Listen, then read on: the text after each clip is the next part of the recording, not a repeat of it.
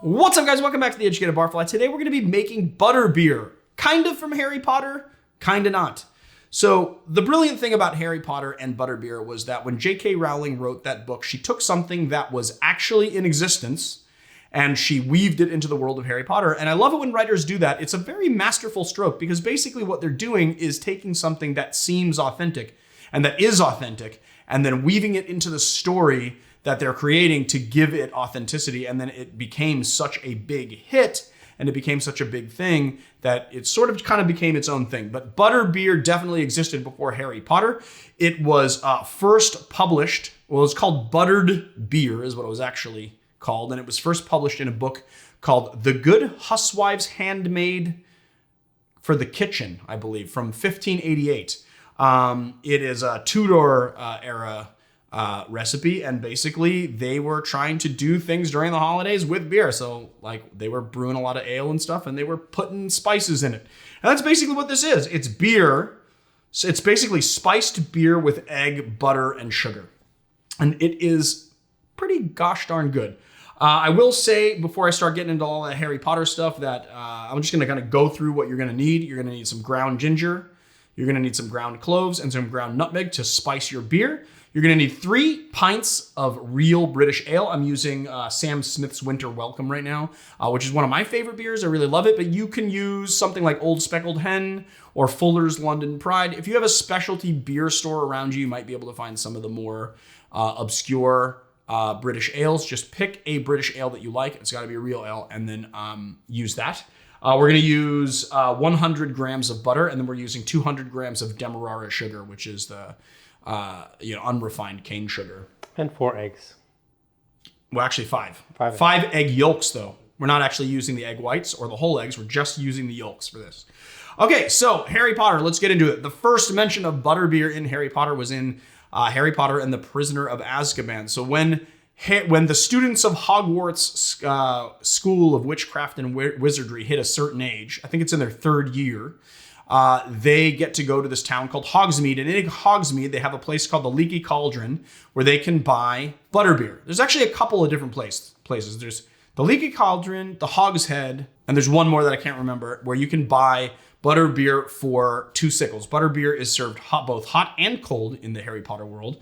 And Harry was not allowed to go because he didn't get his permission slip signed by his parents. So he was sneaking under a invisibility cloak, and he kind of sneakily tasted some butterbeer. We know from the books that butterbeer is a little bit alcoholic, which kind of stands to reason.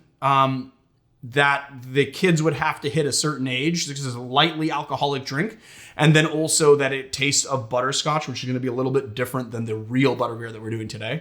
And then the other thing that I've never heard mentioned in any like butterbeer episodes on any videos that do butterbeer is that it's actually alcoholic to house elves. So in Harry Potter and the Goblet of Fire, there is a house elf named Winkie who is sad because she is fired by her boss. And because of that, she gets into drinking butterbeer and she's just drunk all the time.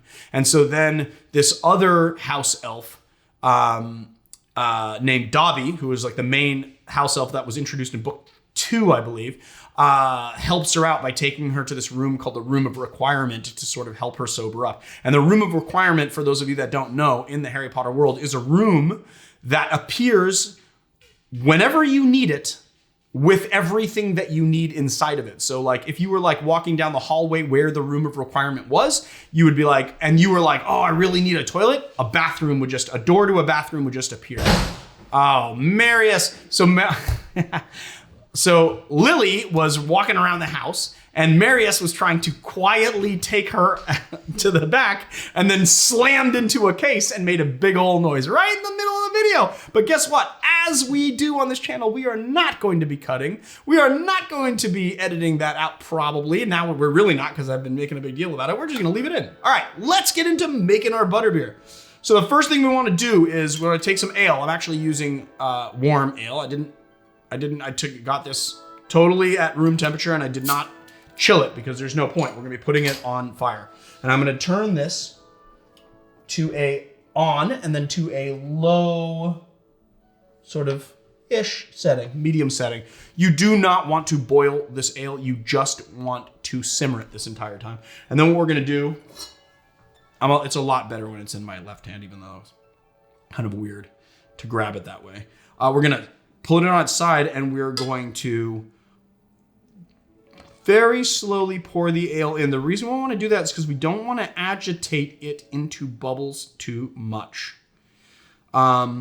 When CO2 hits metal, it foams up naturally. So we want to make sure that we don't have to contend with too many bubbles. So we're just gonna, probably should have just opened them all when I did it. Just open them all. I'm gonna be using them all. So you want these 3 pints. These pints are about 550 mil each. Just to give you an idea of like the volume of ale that we're using. You could measure out 1,500. I think we're gonna go over 1,500. I think it's gonna be like 1,650 is what we're gonna be for the milliliters in this video. And we're just gonna slowly pour the ale in. I'm gonna tilt it towards me. Oh, you're in. So you can see it's foaming. It's gonna foam because CO2 foams when it hits metal, like I said before. But you want to make sure that the foam will go away soon. Anyway, once you start heating this up, foam will go away. All right, that's actually right to the top. Look at that. We gotta be very careful. Okay, so what we're gonna do is, recipe calls for half a teaspoon of everything, but I'm only gonna do a pinch of ginger, which is a very strong flavor, and then just a pinch of cloves. And I'm just like really estimating that pinch too.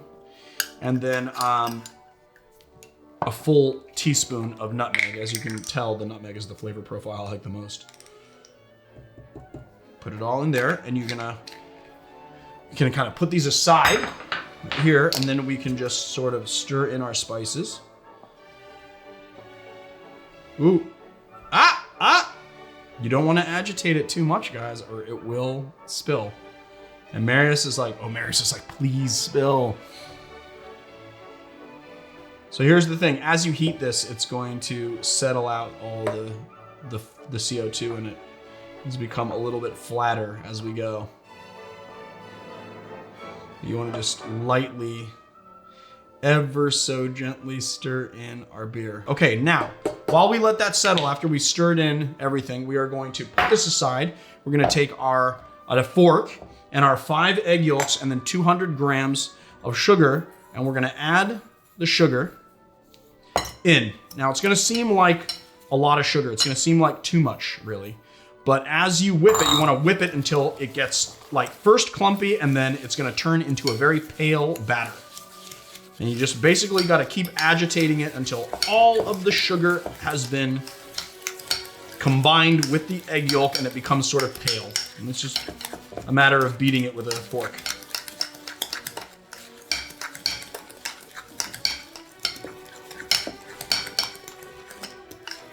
See, as you can see, it's already starting to get a little paler. I tilted it, but this is a glass bowl. You can see right through it. I don't know why I tilted it. You can see better when it's tilted. Yeah, I guess, yeah. It's not totally ridiculous. I'm gonna kind of stir this in a little bit. See, now the foam is kind of going away.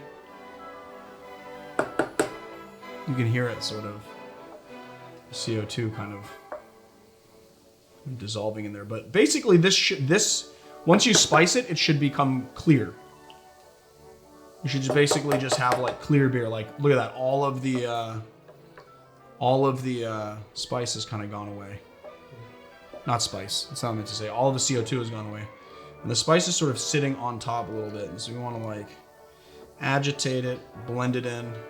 The heat's going to help with that. I bet you, honestly, it would be really awesome to do a butterbeer recipe with a sous vide. We're getting close, you guys.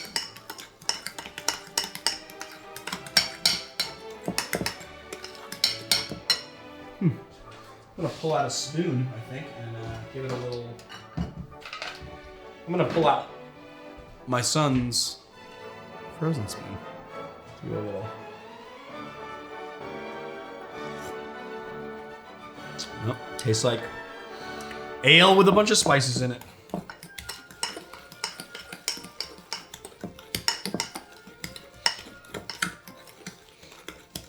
And it's kind of a testament to the strength of the cloves and the ginger that I can taste the cloves and the ginger very prominently, almost more so than the nutmeg, even though the nutmeg's in there. And I did just a pinch of each plus a half a teaspoon of nutmeg. The nutmeg is the most voluminous thing in there. And yet, here we go, it's starting to simmer, yeah.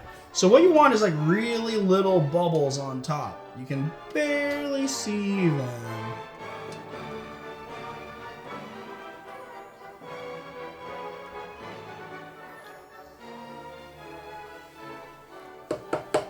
Now, we have rags on standby, off camera, in case this becomes a big mess like it did yesterday. But you basically have to add the sugar and egg in slowly, because if you do it too fast, it's gonna, the CO2 is gonna. All right, we'll take it off and we'll add the sugar. I mean, it's definitely simmering. It is now like simmering. It's not like a full-on simmer maybe, but it is a simmer. So this is what we're gonna do. Here's where I made the mess last time, guys. Let's see if we do it this time. We're just gonna add a little bit of our batch in here.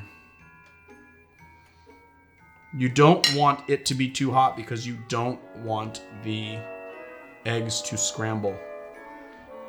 That's the, if it's too hot and it's boiling, the eggs will scramble and become completely, you'll have little chunks of egg in there. You don't want that. What you want it to do is combine. And so, you know, really err on the side of safety here. You could use a thermometer and make sure that it's not above, I think, 143 degrees or something, 150 degrees maybe. It's kind of where you want it. Luckily, we did it right here. Just gonna add this a little bit at a time and sort of blend it in.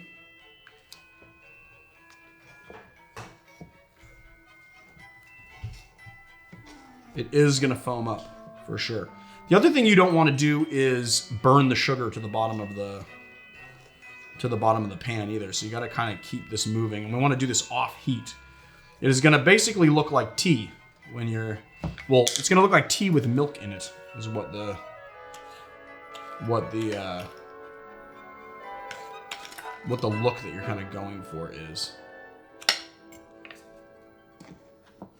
And we basically, what we want to do is we want to completely incorporate the sugar in here, and the mixture will thicken a little. We're actually going to put it back on the fire for a little bit so that the mixture can actually thicken a tiny bit.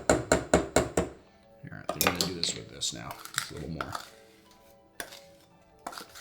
Now you can do this with brown sugar, with like packed dark brown sugar. For me, it was a little bit sweet, too sweet with brown sugar.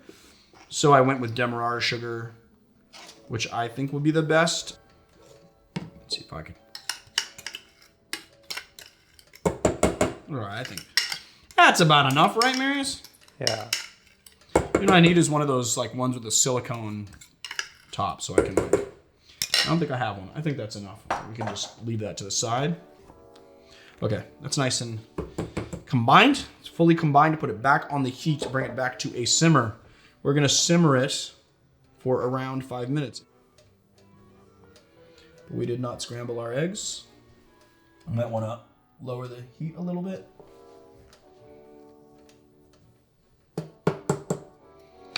And we wait.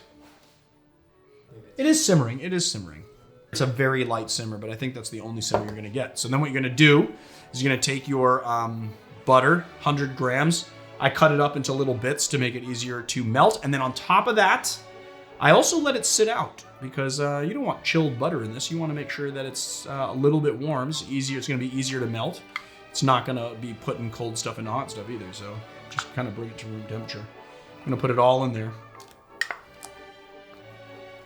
And then we're just going to stir this. I'll probably actually put this back on the fire until all that butter melts. And then the other thing that I do that I preach a lot, which I actually haven't done yet, so you'll have to excuse me for doing, is this is our tempered mug. I try to get like a butterbeer looking kind of beer stein, but we need to run it under hot water to make it hot, because you don't want to pour hot stuff into a cold glass, or you're going to be sad. All right, that butter is melted. All right, take that off the heat. Turn that off. We got our nice hot warmed glass. Now, they say, okay, that the way to do this is to foam it up. That's what you want to do. You want to foam this thing up. It's nice and hot glass, yes. You want to foam it up. So back in the day, they'd actually just pour a long pour, and the long pour would kind of foam this in the glass. And I guess nowadays you could use like a little latte foaming, like milk foaming wands that you're like, you could do that. Or you could do it the old school. We're gonna try and do it the old school way. And Marius has predicted disaster from this long pour that I'm gonna do. But the trick to a long pour is starting close and then going up. So let's try it out. Well, a little bit of a mess. Nice and frothy though. All right, not as much as a mess as you thought though. Definitely not as much as a mess as you thought. And then even though there's nutmeg on here, in my opinion, you can't have too much nutmeg, so we're just gonna grate some nutmeg on here. I didn't cheat this time, it's completely virgin nutmeg. Just do a little nutmeg on top. Let's give it a whirl, shall we? It smells like Christmas and old beer. That's what it smells like.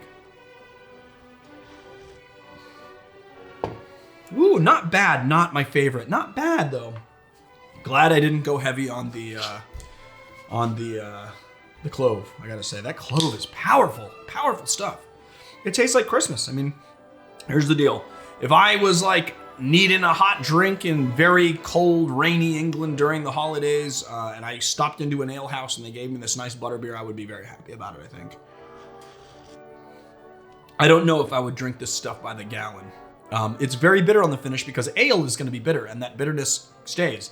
So you've got those Christmassy flavors. You've got that really nice savory thickness. I put this back on. I should probably not do that. You got that nice savory thickness of the butter, and you got that kind of oiliness too that the butter has. It gives it a lot of body. You know, it's nice and spiced. You taste all those spices, and then you get that bitterness on the finish from the ale. That bitterness is going to be prevalent in most ales that you have, but it's going to fluctuate depending on what ale you decide to do this cocktail with. But as you can see, I went in for 3 sips. It's really not that bad. It's not. I did not think this was going to be great. That's true. I didn't think it was going to be great. It's pretty good.